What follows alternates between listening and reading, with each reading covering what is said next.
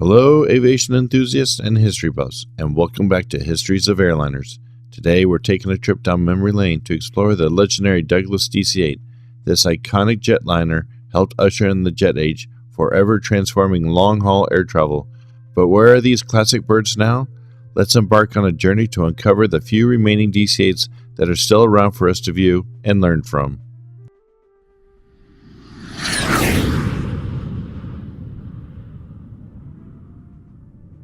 The DC-8 story begins in the late 1950s, a time of immense innovation in the aviation industry. The Douglas Aircraft Company, a titan of aerospace manufacturing, sets its sights on developing a jet airliner to rival Boeing's 707. The DC-8 took its first flight in 1958, boasting a sleek design and powerful jet engines. Several variants were introduced, catering to airlines' diverse needs for range and passenger capacity. The DC-8 quickly became a workhorse for airlines across the globe, revolutionizing long-haul travel with its speed and efficiency. As technology advanced in the late 20th century, the DC-8 faced stiff competition from newer, more fuel-efficient jetliners. Airlines began phasing out the DC-8 from passenger service, favoring airplanes with greater range and lower operating cost. As for the survivors of this type that have not been set aside and broken up for parts, they can be found around the world as museum pieces, advertisements, ground trainers, and in two cases, as private residences.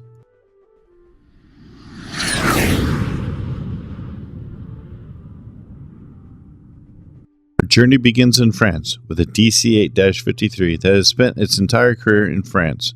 With its delivery to Transports Aériens Intercontinentaux, or TAI for short, in February of 1961, this aircraft began its passenger-paying service.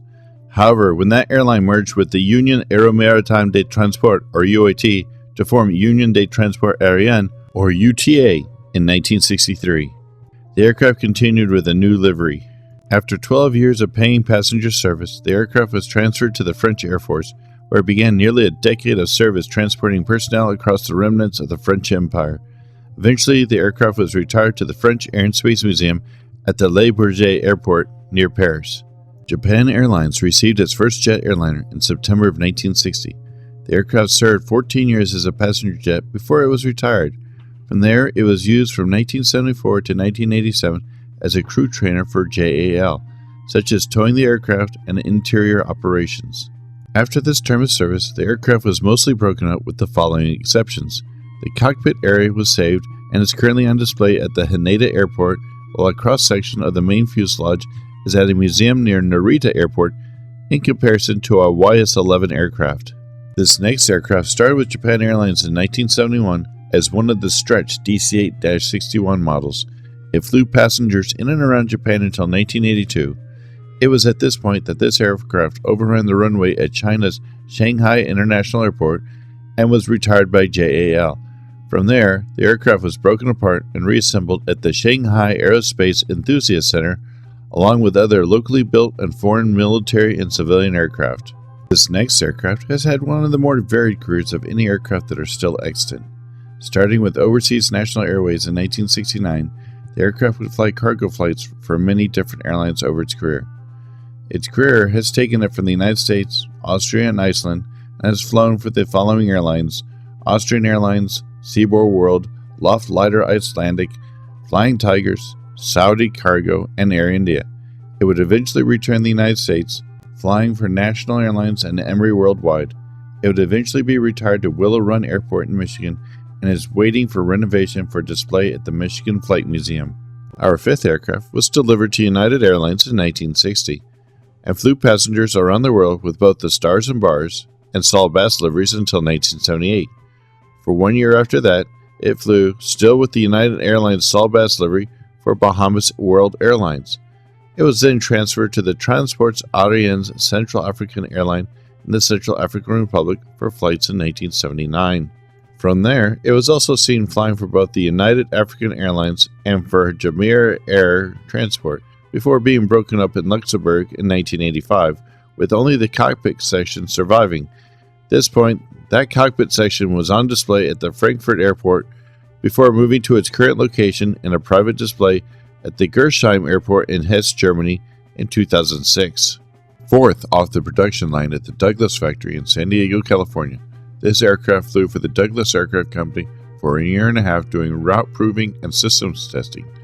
United Airlines took possession of this aircraft in 1960 and after an upgrade from the DC-811 to the DC-821 standard. Retired from United Airlines in 1980, the Project Orbis organization took possession and converted this aircraft into a flying hospital to provide eye surgeries around the world in places that wouldn't normally be able to receive such services. Eventually, this aircraft was retired and replaced by an MD-10F.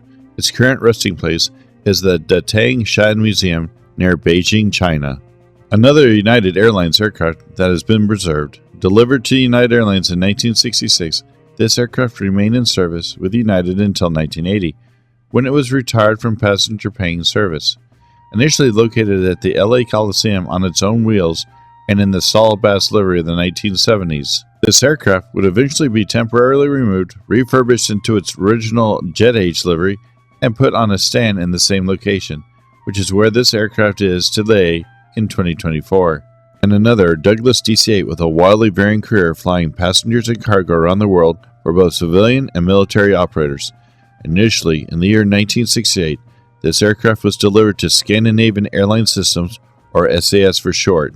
While flying in the Nordic countries, it would be transferred between SAS and the charter, a subsidiary of SAS, Scanair, and Northeastern International Airways on multiple occasions. In 1985, the aircraft flew over to Thailand for both Thai Airways and for the Royal Thai Air Force. After this, it would return to the United States and after a cargo conversion, fly cargo for Aero Air, Hawaiian Airlines, Zantop Airlines, and Air Transport International, or ATI for short. Eventually, it would retire to the former NAS Barbers Point Airport on Oahu, Hawaii. This aircraft had a very similar story as our previous display aircraft. Starting with SAS in Scandinavia, it would fly with Scanair and Arista International before flying to the Far East to fly for Thai Airways and the Royal Thai Air Force. After a cargo conversion, it would fly to Aero Air International Charter Express before becoming part of Air Transport International, or ATI, in 1994. This aircraft currently sits at the Wilmington Air Park in Wilmington, Ohio, with the National Airline History Museum near Kansas City, Missouri, trying to acquire it for display, which is currently on hold while the museum is still in dispute with Signature Aviation and the Kansas City government.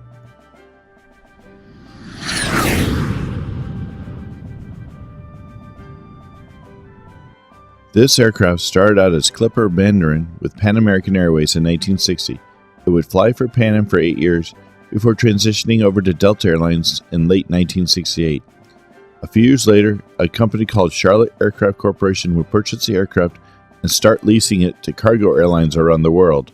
Between 1974 and 1984, the aircraft would fly for Ranger Air Corporation and Ghana Airways before its last revenue flight with a company called Chico Dan.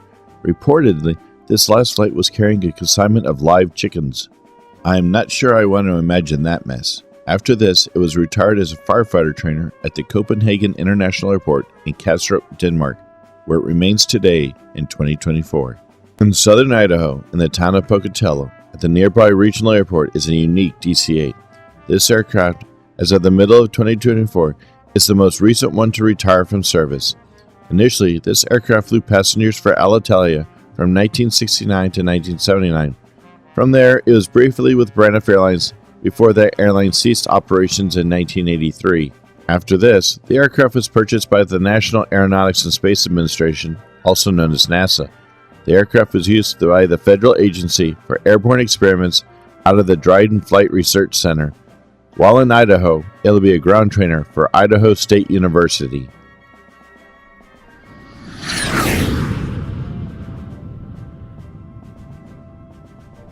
This is another Japan Airlines aircraft on the list of preserved Douglas DC-8s.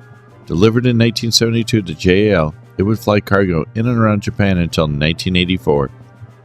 It was then transferred from company to company until 2002, flying for such air cargo companies as Zantop International, AirTrain, and Emery Worldwide. In 2003, it was purchased by Skymaster Airlines, which flew it until 2009. It would be purchased by a private citizen in Brazil for use as a private residence in the state of Amazonas since 2014. This aircraft is the only aircraft in this video that has started with Eastern Airlines when it was delivered in 1960. A decade later, in 1971, it would fly over to the Iberian Peninsula, flying for Air Spain. A few years later, it would change hands again to the Dominican airline of Aerovías Guadalcanal. It would eventually retire to Chapmansboro, Tennessee as a private home for country music singer Red Lane. He passed away in 2015, and while we don't know who currently owns this DC-8 turned home, we do know it's still there in 2024.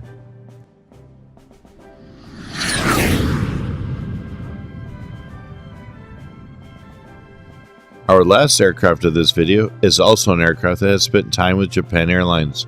Delivered to JAL in 1968, this aircraft stayed in Japan until 1988, where it was then converted into a cargo aircraft. From there, it flew with Evergreen International from 1988 to 1998. This is when it was transitioned to the cargo air service known as Transcontinental, before being retired in Ann Arbor, Michigan. After that, it was exported to Ghana and then to Zambia, where it currently sits on the tarmac of the Kenneth Kaunda International Airport outside of Lusaka, Zambia, being used as a billboard.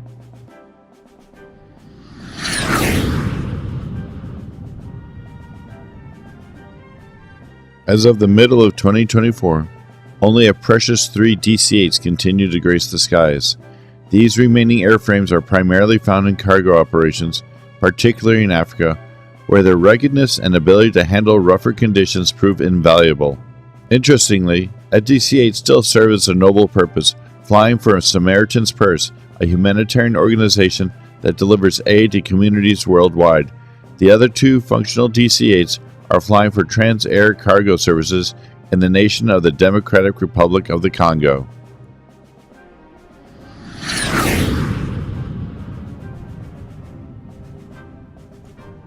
The Douglas DC-8's future lies not in soaring through commercial skies, but inspiring future generations. With its retirement from NASA in May of 2024, these once proud passenger jets will find new life in museums and educational institutions. Mechanics in training will pore over their powerful engines, while visitors will marvel at their classic design in aviation halls. The DC-8 may all be but grounded, but its legacy as a commercial workhorse and a pioneer of jet travel will take flight in new ways. What do you think about this aircraft's unique journey? Let us know in the comments below. And if you enjoyed this video, be sure to like and subscribe for more awesome aviation content. Hey there, you want to get even more involved in this channel? Consider joining our YouTube membership or our Patreon. Members get some awesome perks like helping to choose future video topics and getting early access to new videos before they hit the public feed. It's a great way to support the channel and become a part of a dedicated community. We'd love to have you on board.